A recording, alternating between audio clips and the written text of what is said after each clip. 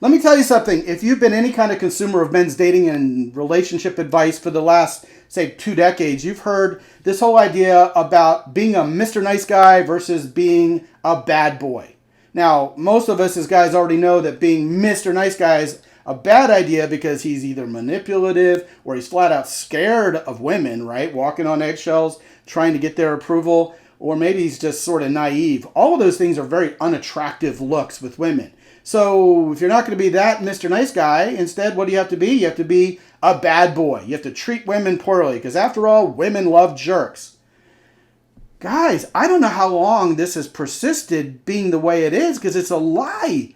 It's a false choice. In other words, there's another option you're not presented. That's being a good, decent man of character who does the right thing. Look, sometimes doing the right thing isn't nice. Sometimes you got to let your dark side breathe a little, not because you're evil as a bad boy, but because you've got to do what's unpleasant.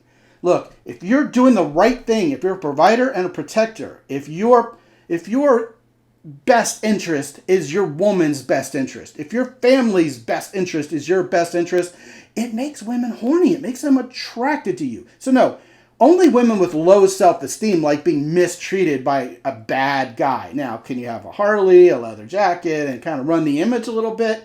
Of course, and that may be, kind of catnip to women, but you should still be a man of good character who does the right thing even when no one else is looking, and even when it isn't easy, because that's the correct choice if you want to attract women. Scott McKay, mountaintoppodcast.com.